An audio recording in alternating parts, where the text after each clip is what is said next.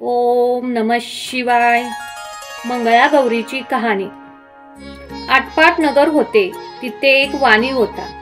त्याला काही मुलगा नव्हता. त्याच्या घरी एक गोसावी येई. आलक म्हणून पुकार करी. वाण्याची बायको भिक्षा आणि निपुत्रिकेच्या हातची भिक्षा घेत नाही म्हणून हा चालता होई. ही गोष्ट तिने नवऱ्याला सांगितली. त्याने तिला युक्ती सांगितली. दाराच्या आड लपून बस. आल्लक म्हणता सुवर्णाची भिक्षा घाल. अशी भिक्षा तिने जोळीत घातली. बुवाचा नेम चुकला. बाईवर फार रागवला. मूल बाळ होणार नाही असा त्याने शाप दिला. तिने त्याचे पाय धरले. बुवाने उशाप दिला. बुवा म्हणाले, आपल्या निळ्या घोड्यावर बस. निळी वस्त्रे परिधान कर. रानात जा. जिथे घोडा अडेल तिथे खण. देवीचे देऊळ लागेल तिची प्रार्थना कर. तुला पुत्र होईल. असे बोलून बुवा चालता झाला. त्याने आपल्या पत्नीला सांगितले. वाणी रानात गेला. घोडा आला. तिने खणले. देवीचं देऊळ लागलं. आत देवीची मूर्ती आहे. मनोभावे पूजा केली. त्याला देवी प्रसन्न झाली. वर माग म्हणाली. धनद्रव्य वगैरे सर्व आहे, पण पोटी पुत्र नाही म्हणून मी दुःखी आहे. मी प्रसन्न झाले आहे. तुला संतती सुख देते.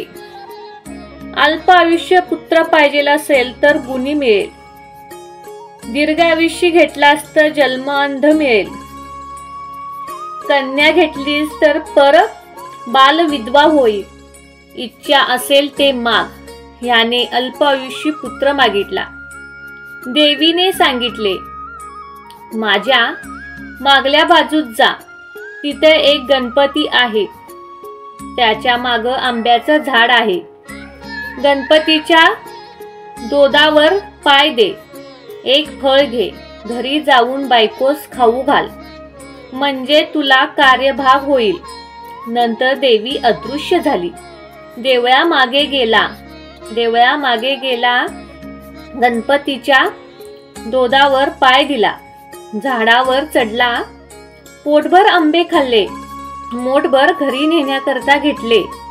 तो आपल्या मोठेत आंबा एकच आहे. 4-5 वेळा झाले.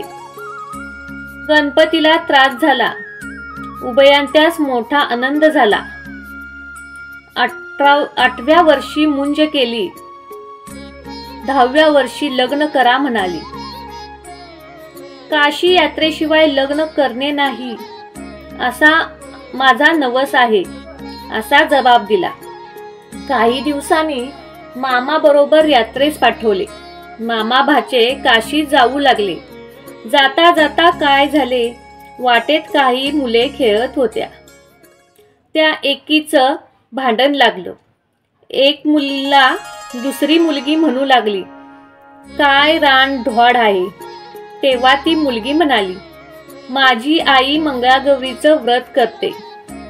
आमच्या कुळामध्ये कोण रांड होत नाही. मग मी तर तिची मुलगी आहे.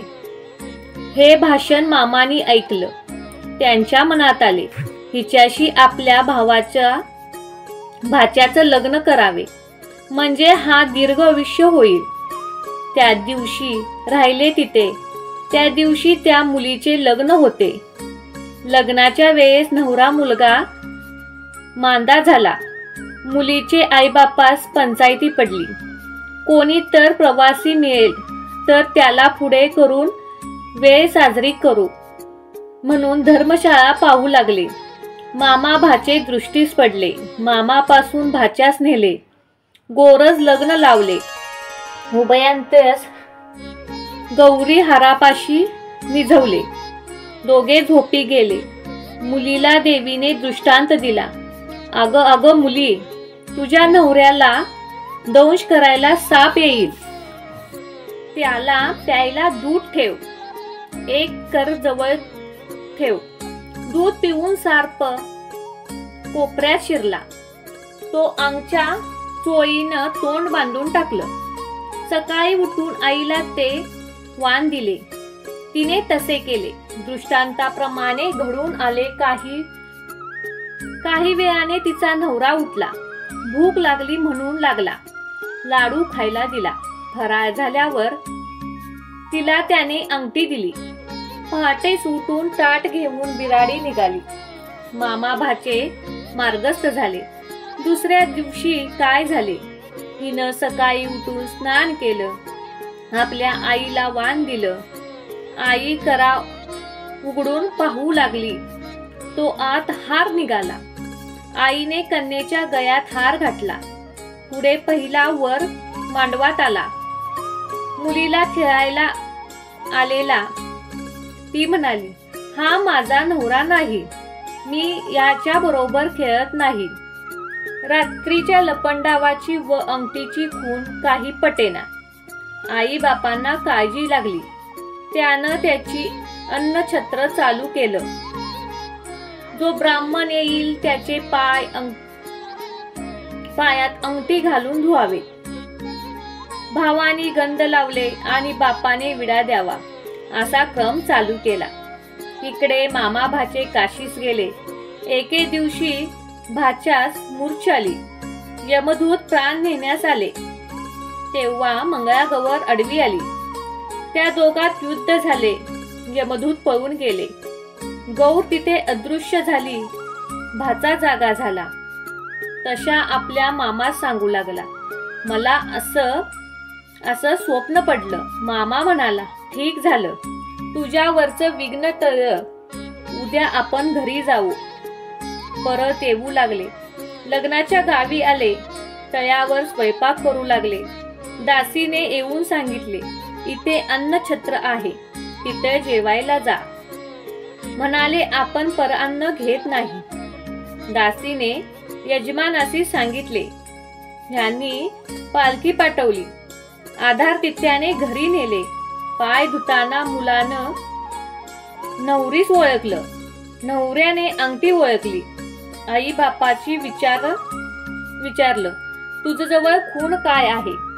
त्याने लाडवाचे ताट दाखवले. सर्वांना आनंद झाला. भोजन समारंभ झाला. मामा भाची सून घेऊन घरी आला. सासूने सुनेचे पाय धरले. तुझ्यामुळे माझा मुलगा वाचला असं म्हणाली. तिने सांगितले, मला मंगळागौरीचे व्रत असते. हे सगळी तिची कृपा. सासर माहेरची, घरची, दिराची सर्वजण जमली आणि या व्रताचे उद्यापन केले. तिला मंगळागौर प्रसन्न झाली. तशी तुम्हा आम्हा होवो आणि आपले सौभाग्य अखंड राहो इतकीच देवीच्या चरणी प्रार्थना करा.